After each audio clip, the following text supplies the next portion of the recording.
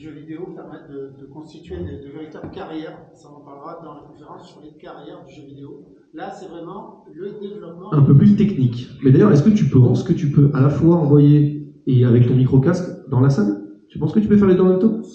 Ça pourrait être très fort, ça. Je pense que ça devrait être possible. Ah oui, donc là, ah oui, ça c'est... Voilà, donc ça, effectivement, alors l'idée c'est de dire que Unity, ça permet de programmer des jeux, mais pas que. Pourquoi? Parce que le jeu vidéo, malgré tout, il a encore un petit peu des fois mauvaise presse. Et quand je parle par exemple, que je donne des cours en école d'ingénieur, et je dis ça serait bien de faire des cours de jeux vidéo. Vous voyez, cours de jeux vidéo, ça fait des fois pas très sérieux, alors que pourtant, l'idée, c'est qu'il y a des applications sérieuses, on appelle ça le serious gaming, le jeu sérieux, et ça existe. Donc on va voir 5 moyens différents de développer des jeux sur différentes plateformes avec une seule application, Unity. Après, il y en a d'autres, comme Godot par exemple, qui est une solution open source qui permet de développer sur du multiplateforme. Donc on va voir un jeu sur console, très connu, qui a été développé avec Unity, qui s'appelle Cuphead. Ensuite, un jeu en 3D sur ordinateur, donc là c'est un exemple, et vous verrez comment est-ce qu'on manipule les objets en fait, qui constituent tout le jeu ou l'application en 3 dimensions. Ensuite, une application sérieuse que j'ai réalisée, qui est encore en cours de développement pour un jeune handicapé qui n'a pas toutes ses capacités motrices et pour faciliter sa frappe en fait. Donc c'est une appli très sérieuse qui est utilisée sur son Microsoft Surface.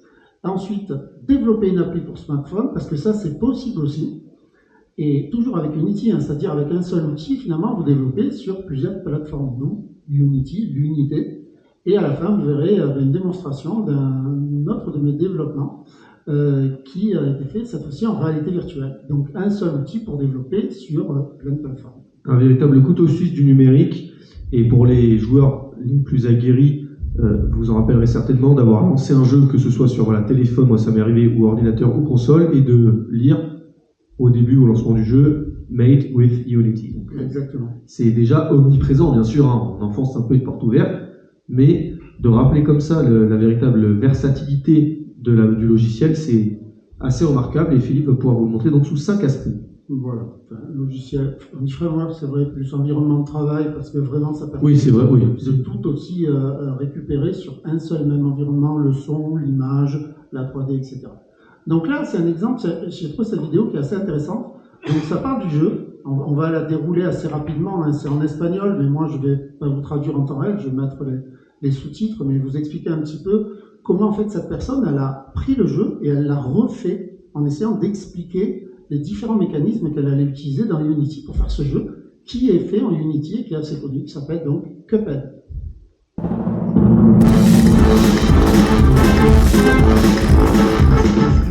Muy buenas. El vídeo de hoy os muestro un reto. ¿Seré capaz de hacer?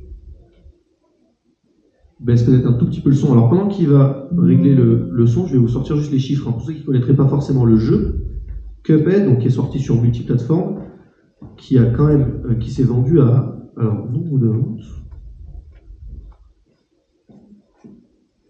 à quand même plus de 6 millions d'exemplaires en 2020. Donc depuis, il y en a dû avoir quelques centaines de milliers d'autres. C'était un sacré carton. Voilà, donc là c'est un jeu, et un jeu en 2 dimensions. On peut aussi, on va le voir juste après, faire des jeux en 3D sans aucun problème.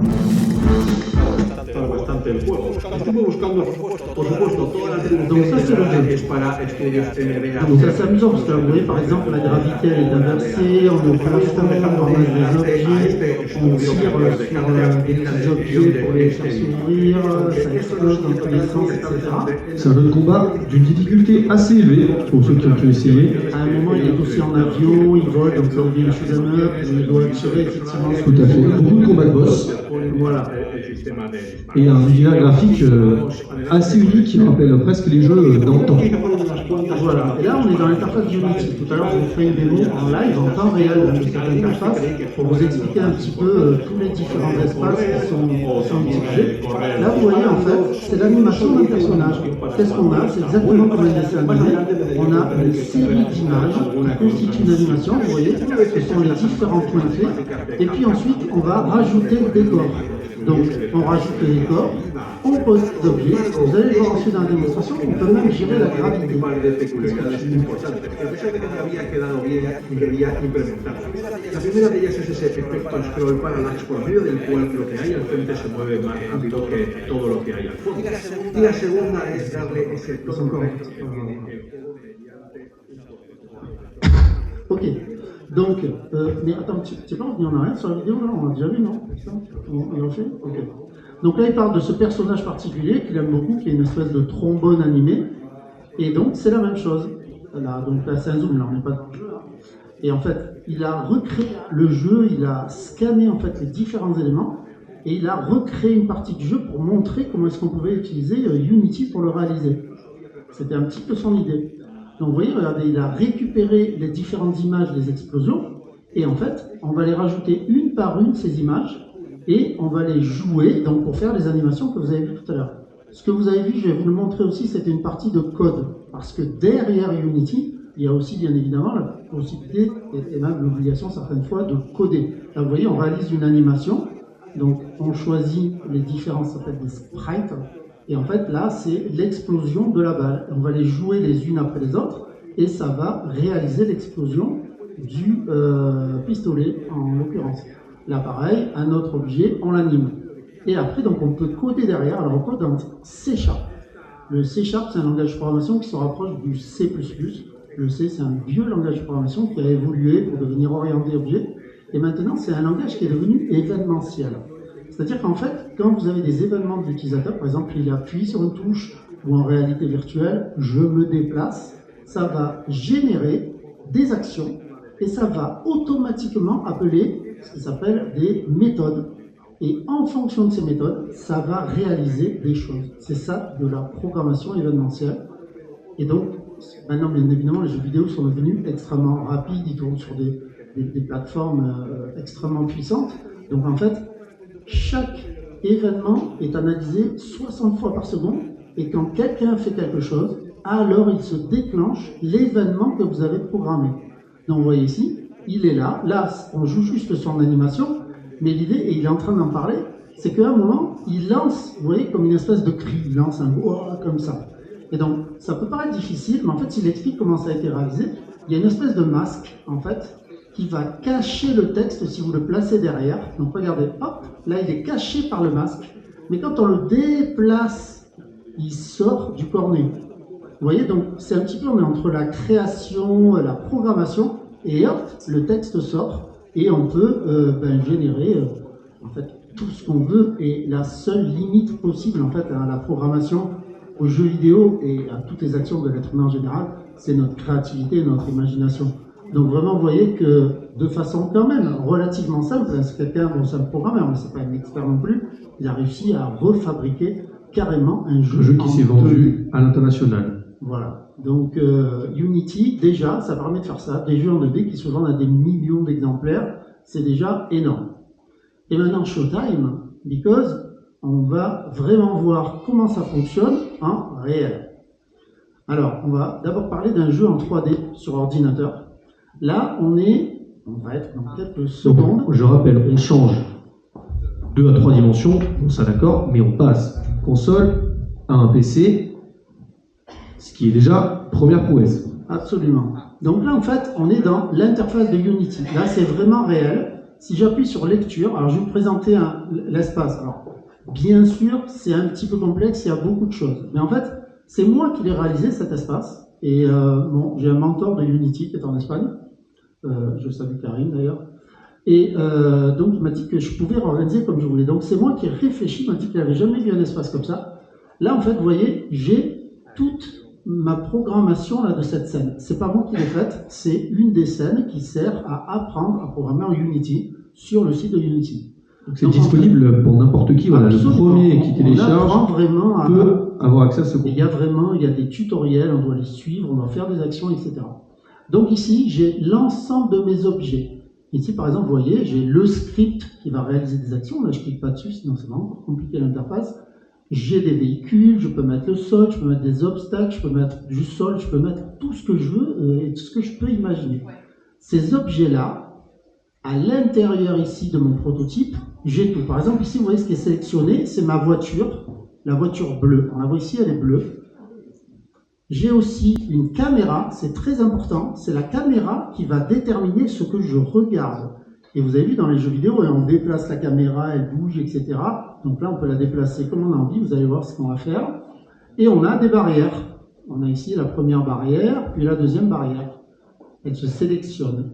Quand je les sélectionne, je peux soit les sélectionner aussi comme ça en cliquant dessus, et ensuite, vous voyez, je suis en mode déplacement. Je peux la prendre, je choisis, là ici, vous voyez, je sélectionne ma flèche verticale, et si je veux la mettre plus haut, je la monte.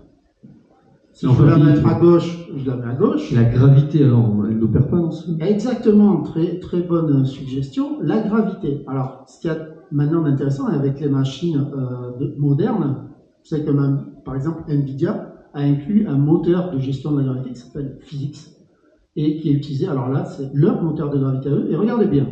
Donc, ce que je vais faire, c'est que je vais reposer, en fait, je vais annuler, là, hop, je ne le fais pas, non, je reviens à ma position précédente, par terre, voilà, et je vais lancer le jeu. Là, qu'est-ce que c'est le jeu? Vous voyez, je fais lecture, et je vais exécuter. Si jamais moi, je n'avais pas fait de code, il ne se passerait rien. La voiture resterait là, les barrières resteraient là, et il ne se passe rien. C'est quasiment comme une simulation.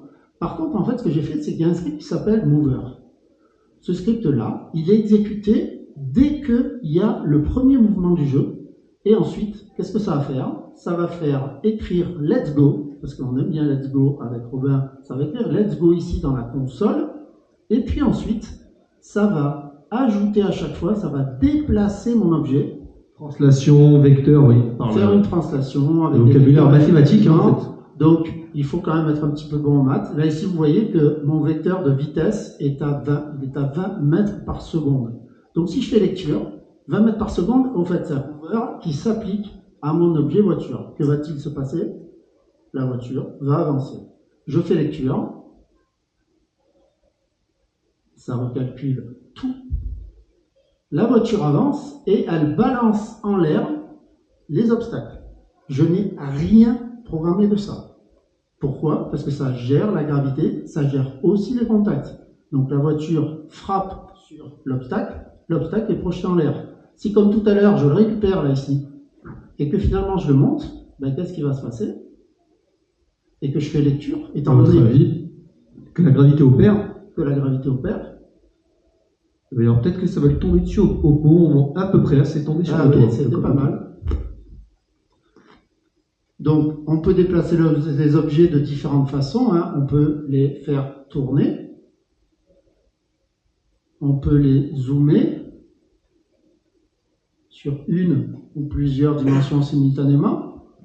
Et ce qu'il y a d'intéressant, je vous en ai parlé, c'est la caméra. Ici, j'ai la caméra. Alors là, je vais quitter mon micro parce qu'il y a des combinaisons de touches particulièrement difficiles à faire. Et malheureusement, on ne peut pas les refabriquer. Le logiciel est très bien fait, mais on ne peut pas remanipuler les combinaisons de touches. C'est un peu idiot parce que moi, ma manette a plein de boutons. J'aurais voulu, mais c'est impossible. Mais je le réécrirai. Ils recevront un recommandé dans les plus brefs délais. Donc ici, en fait, là, je déplace mon point de vue. Vous voyez, c'est ma scène. Je déplace mon point de vue. Mais regardez à droite, la scène ne bouge pas. Pourquoi est-ce qu'elle ne bouge pas? Je bouge là pourtant. Parce que regardez ce que je bouge là. C'est ce que je vois là de ma scène. Je ne vois pas le jeu, je ne vois pas la caméra. La caméra, c'est elle. Donc je peux me déplacer. Je vais voir ma caméra là. Je vais zoomer sur ma caméra. Vous voyez? C'est une caméra. Et ce que je vais faire, je peux la sélectionner et je vais la faire tourner. Donc là, elle est sélectionnée et je la fais tourner. Regardez maintenant, par contre, je tourne mon point de vue. Donc là, maintenant, la scène a changé. Et comme ça, je peux déplacer ma caméra. Imaginez par exemple un travelling. C'est tout à fait possible de faire le point sur ça. Ensuite, je passe en mouvement latéral. Et puis ensuite, je vais programmer un déplacement de ma caméra. Ce qui est par contre génial sur Unity, c'est ça, regardez bien. Vous voyez, alors les chiffres, regardez bien, en haut, la position, là, position Z de l'objet. Là, je suis en train de changer sa position Z. Si je vais là-dessus, que je clique sur Z, je peux aussi déplacer, et là, ça c'est une idée géniale de Unity, regardez bien, je vais au bout de mon écran avec la souris, et ben je reviens à gauche. Et donc je peux faire ça, c'est hyper bien conçu. Ok, donc je vais rester là, mais je vais regarder quand même un petit peu sur la gauche, parce que sinon je ne vais plus rien voir du tout. Voilà. Ok, alors il y a toujours elle, on va la laisser là. Et cette fois-ci, je vais aller dans mon code, et pour vous montrer que c'est vraiment du temps réel, dans mon mover, vous vous souvenez, je vous ai parlé d'une vitesse de 20 mètres par seconde, je passe. Alors là ici, c'est pas l'éditeur. Là ici, c'est pour montrer le code qui est utilisé. Quand je double-clique ici, j'ouvre Microsoft Visual Studio, qui est lui un framework de développement, dans lequel je vais ouvrir mon code. Là, vous voyez, quand même, hein, je veux dire, tout ça, c'est des remarques. Tout ce qui est en vert, c'est des remarques. Il y a une ligne. Là, ici, la définition de la vitesse, d'accord? Là, je suis obligé de faire un sous-objet, bon, c'est pas... Et il y a une seule commande, je dis que je fais une translation de la vitesse multipliée par le temps qui s'est écoulé depuis la dernière fois. Donc oui, c'est un peu des maths.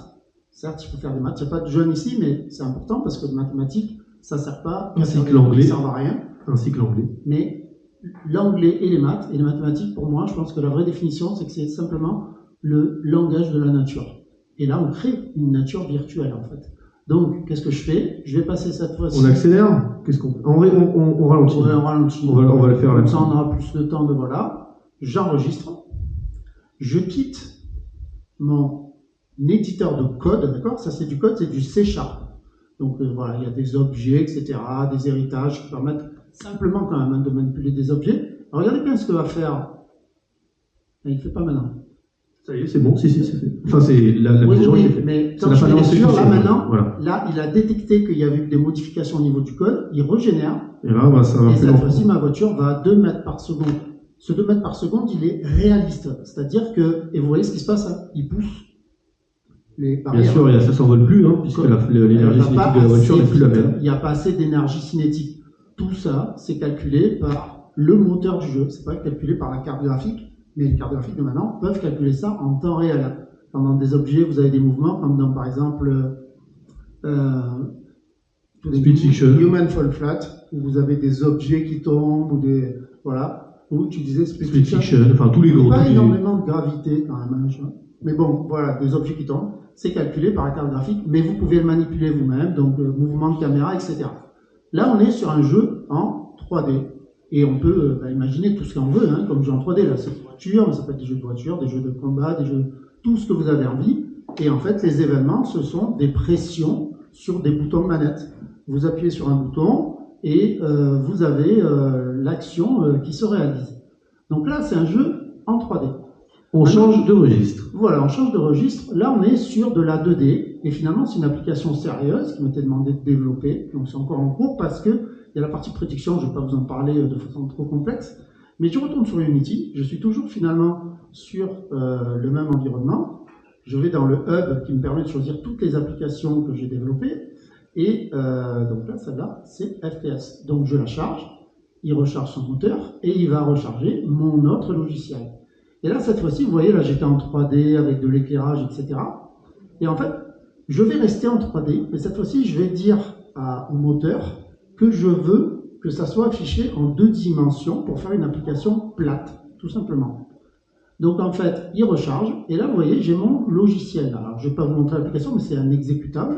Ensuite j'ai transféré sur une tablette, et qui donc permet à ce jeune homme qui malheureusement n'a pas l'usage de ses mains, mais seulement d'un seul pied, et qui fait des études brillantes en même temps, donc je l'en félicite à nouveau, d'aller plus vite. Donc on a réfléchi très longtemps sur comment faire pour minimiser son nombre de clics. Parce qu'on peut écrire un message sur un clavier, donc déplace en fait une espèce de... Il déplace la souris avec un joystick avec son genou, mais c'est pas très pratique. Donc on a essayé de minimiser en fait ces mouvements. Et vous voyez là, c'est les anciens claviers T9, vous vous souvenez, pour les plus âgés d'entre vous. Moi aussi, je me rappelle. Ah, toi aussi. Bien sûr. Ah, tu n'es pas si jeune que ça en fait. Et donc, ou par exemple, pour taper jeu, il fallait taper ici, là, le J, puis là, le E. Oui, il fallait taper 2 fois sur la lettre du E pour afficher la deuxième lettre. Ou 2 fois. Mais ensuite, ça a évolué. Et par exemple, l'idée, c'était de dire que si je tape sur celle-là, puis sur elle, il va essayer de deviner. Et en fait, je veux dire jeu. Donc là, regardez, là c'est vraiment, j'ai lancé l'exécution. Donc là, c'est comme si c'était l'application. Donc si je clique là, il ne sait pas encore qu'il propose ici. Il ne propose pas le texte parce qu'on n'a pas choisi. Si je veux choisir, je peux déjà cliquer là. Alors là, c'est pas très intéressant parce qu'en fait, il lui faut 2 clics pour taper 2 lettres, c'est pas rentable. Mais si on dit je, donc même il aurait pu choisir tout de suite je, donc en 2 clics, ça rajoute l'espace. Donc là, il n'y a pas, parce que c'est pas encore développé, c'est une partie que j'aimerais développer en IA avec d'autres étudiants éventuellement. Si je tape je vais, donc là, déjà, je venir, je vouloir, voilà, c'est encore approximatif, mais je tape là. Là déjà, j'ai tapé que 2 fois, et si je clique là, en 3 fois, j'ai tapé 4 lettres. Et après, si je aime, je veux marcher, là ici je veux marcher, plus qu'une fois, cliquer. Bon, alors malheureusement il ne pourra pas marcher. C'est un petit peu difficile, merci pour ton trait d'humour. Mais voilà, l'idée était de minimiser son nombre de frappes. Et donc là, c'est pas un jeu, c'est une application tout à fait sérieuse. Et l'idée après, c'est une fois qu'il a tapé son texte, on peut le copier dans le presse-papier, basculer vers une autre application, et par exemple, il peut envoyer un mail avec le texte qu'il a tapé plus rapidement. Donc là, c'est une application 2D. Vous pouvez en imaginer des milliers d'applications tout à fait sérieuses. Autre possibilité encore, cette fois-ci, on va passer dans le monde des applis pour smartphone. Alors très souvent, je ne sais pas si vous avez remarqué, mais de plus en plus, il y a des applications, on fait croire que ce sont des applications, mais en fait, ce sont des applications web. Vous allez sur un site web, vous êtes sur votre téléphone, vous cliquez, ça vous ouvre quelque chose, mais en fait, c'est un site. Là, on peut développer de véritables applications, c'est-à-dire des jeux, des choses qui ne peuvent pas exister sur un navigateur web.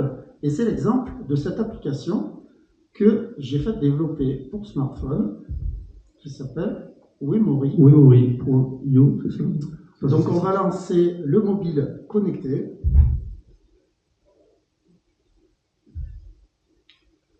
Qui se connecte,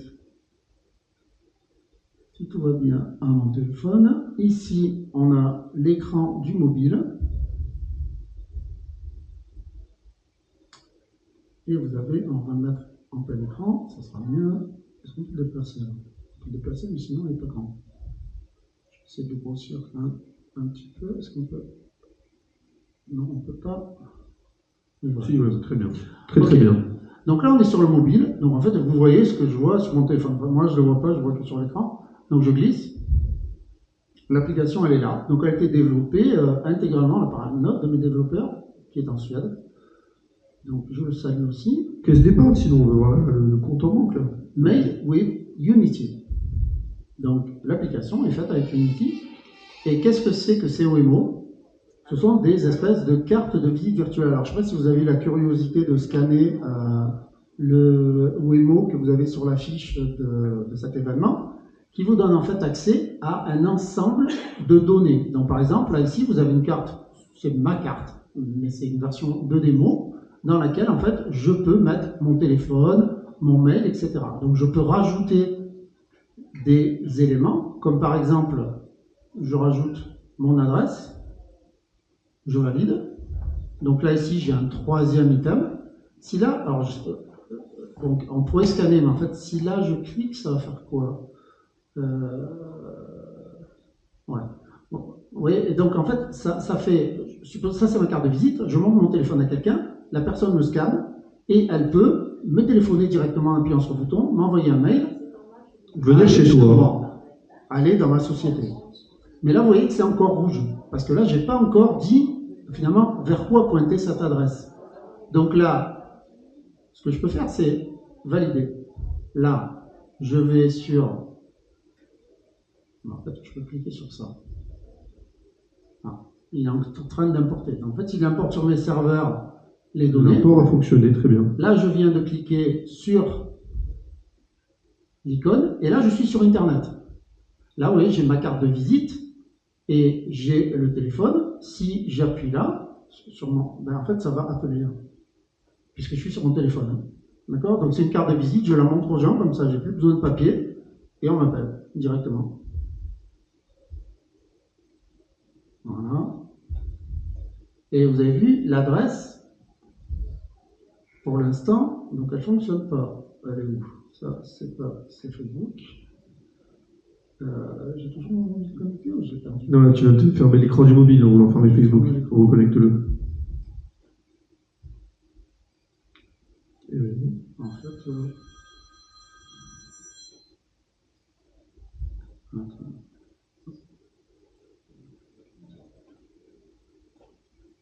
je reviens sur ça. Par contre, l'adresse, là, ça ne marche pas. Là. Enfin, pourquoi? Parce que j'ai rien mis, vous vous souvenez, c'était rouge. Donc en fait, ce que je peux faire, je vais sur Maps, je recherche le lieu que je veux mettre, je fais partager, je vais copier l'adresse Google Maps.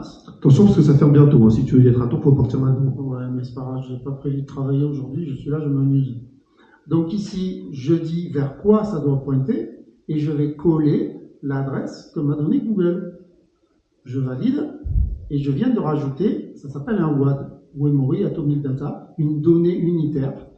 Et si vous allez sur l'hypercode, j'appelle ça, de cet événement, vous avez accès à tout, à l'événement, au numéro de téléphone de la mairie, à l'adresse du lieu, à l'agenda, et vous pouvez rajouter autant de données que vous le souhaitez. Et si je clique, je rouvre maintenant mon navigateur web, mais je n'ai pas cliqué, hein, je vous donne ça, vous le scannez, et là vous avez l'adresse, et cette fois-ci, si je clique sur l'adresse, ça ouvre Google Maps. Et vous pouvez directement appuyer sur itinéraire, et vous venez. Et comme ça, vous pouvez en avoir des quantités astronomiques, et c'est le cas de ma carte de réalité virtuelle, ce qui ne veut rien dire, c'est pas du tout, mais c'est une carte de visite virtuelle plutôt. Donc, moi, c'est carrément ma homepage. Et en fait, quand je lance mon navigateur, si je fais, là, vous voyez, c'est la démonstration, là, on est sur la version bêta. Là, c'est la version actuellement en production. Et en fait, vous avez toutes les données qui me concernent. Alors, où est-ce qu'on est? Vous pouvez m'envoyer des mails, vous pouvez voir des exemples de visites virtuelles, le sport à 360, on va en parler tout de suite, YouTube, qu'est-ce que je fais avec Capital Jeux Vidéo, mes tarifs, 3 tests à 360 points vidéo, vous pouvez scanner ma voiture qui est dehors aussi, toutes les choses que je fais, et voilà, c'est avec un seul QR code, les gens vous scannent, plus de papier, du zéro papier, et tout plein d'informations. Là maintenant on était sur mobile, et maintenant on va passer à la réalité virtuelle avec Robin, qui va remplacer, alors je sais plus hein, s'il y a la roue de la fortune, tu sais, toujours la fille qui présente des trucs et tout, tu es quand même moins sexy que la présentatrice de la roue de la fortune. Je suis pas très sympa. Mais tu es d'une efficacité bien plus importante qu'elle. Moi, sinon, je pense que le public et moi, on avait une question à te poser. Qu'est-ce qu'on mange chez toi ce soir? Alors, il y a à manger pour 10 là ou pas? Non, mais alors, je crois qu'elle est food truck. Et il y a ma femme qui vient avec de très bonnes crêpes et à un tarif défiant toute concurrence parce qu'on les vend pour faire fonctionner notre association. Voilà. Donc, n'hésitez pas, elles sont très bonnes. D'accord. Mais donc là, ton adresse, c'est pour venir manger quand? Tu nous invites quel jour? Lundi en 8? Ouais, plutôt lundi, parce Allez. que là, tout le week-end, on est on est là, sinon il n'y aura personne. Vous venez, on se fait une voilà, vous avez une fois une adresse, vous rescannez après le Waymo. Voilà, donc là, vous voyez ces exemples. Mais là, ce sont que des images, et ça va beaucoup plus vous parler quand on va passer en réalité virtuelle, puisque c'est ce qu'on va faire maintenant. Donc, alors, tu vas venir me mettre. Je peux le faire seul, tu penses, me mettre la petite manette? Oui, tu peux le faire seul. Comme un grand. Donc, en fait, Robin va utiliser le casque de réalité virtuelle. Là, il est en train d'installer la manette qui va capter ses mouvements. Vous vous souvenez, je vous ai dit que Unity, ce jeu, est aussi développé. C'est un jeu, une application, plutôt une application développée en Unity et qui est, descend là bien, voilà, qui est réalisée en programmation événementielle. Donc en fait, c'est un jeu qui permet de montrer des vidéos avec un mouvement qui est fonction de à quel point vous bougez vite. Mais vraiment, il faut d'abord vous montrer la réalité virtuelle. Donc on va d'abord mise en miroir, s'il te plaît, juste pour montrer l'environnement VR. Donc pour ceux qui n'ont pas eu l'occasion de faire de la réalité virtuelle, je vous rappelle qu'il y en a à l'extérieur. Il y a un stand de 360 où vous pouvez voir des paysages, etc. Mais aussi, à partir de demain, il y aura un stand de XR où vous verrez d'autres technologies comme la réalité augmentée, par exemple, qui est permise avec les nouveaux casques et vraiment la capacité de voir au travers de son casque. C'est très impressionnant, c'est abordable et c'est vraiment le futur.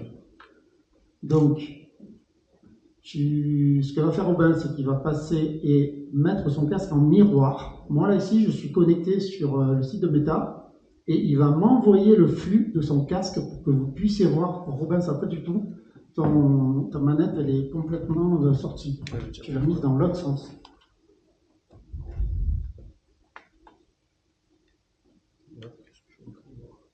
Vas-y, enlève-le, remets-le. J'espère que tu ne vas pas avoir redémarré le casque. Je l'avais démarré pour le début de l'app, mais sinon je suis un compte.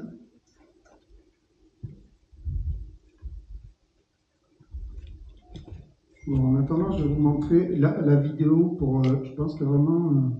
Ouais, là, je me connecte sur mon profil. Mais pourquoi tu as besoin de cette manette-là?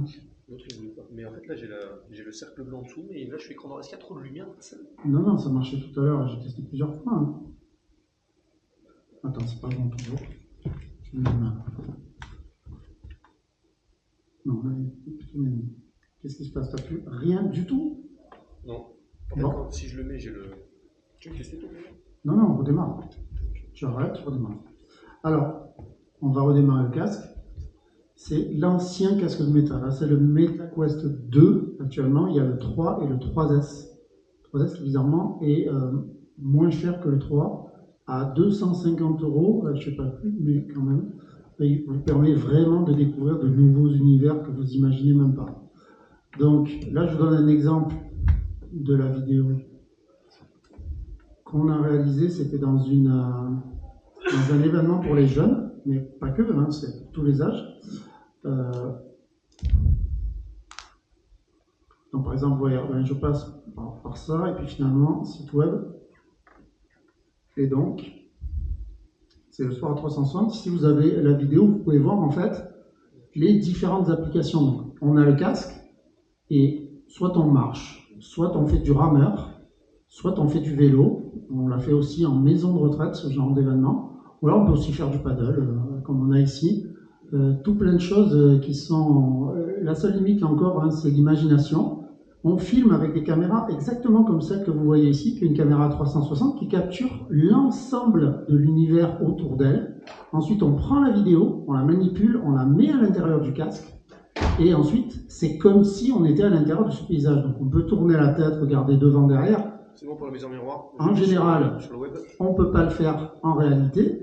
En réalité virtuelle, on peut le faire parce que si vous faites du vélo et que vous regardez derrière, en général, ça se passe mal. Là, donc, Robin va vous montrer ce qu'il voit actuellement. Là, il retransmet ce qu'il voit. Donc, il est, voyez, dans un univers virtuel avec... Là, il y a un cadre et en fait, il est impressionnant parce que donc, il y a 2 écrans, un pour chaque œil. Et là, tu me confirmes, Robin, tu ne l'avais pas vu, tu as vu que c'est en relief l'image. Oui, ah oui, celle-là, oui. Voilà, c'est assez impressionnant. C'est des gens qui mettent des images en relief sur Instagram et elles sont retransmises là. Et c'est assez impressionnant. Donc là, on est dans un environnement, il peut même se déplacer un petit peu, ça s'appelle du roaming. Et ça, c'est des choses qu'on fera dès demain en salle XR avec des expériences de réalité étendue. Donc maintenant, on va lancer le jeu proprement dit, l'application qui s'appelle S-Play. J'enlève quand même le casque pour ne pas me prendre les pieds. Oui, vas-y, vérifie. Donc, si tu veux, je te prends la manette de l'animateur. Vas-y. Donc, le principe, comme je vous ai dit, on est toujours dans de la programmation événementielle. Robin, autour de... Et vous connaissez ça d'ailleurs, hein, ça existe sur Switch, mais moi je l'ai inventé avant. Donc je suis en train d'attaquer Nintendo en justice, je leur demande 33 milliards de dollars et ils ne veulent pas.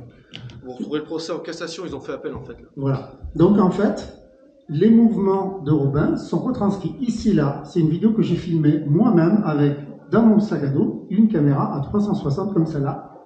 Est-ce que vous connaissez le lieu? C'est la plage la plus mythique du monde, Venice Beach, en Californie, à Los Angeles. C'est pas les Catalans à Marseille, là? Et c'est le deuxième, malheureusement. Ah oui, deuxième, d'accord.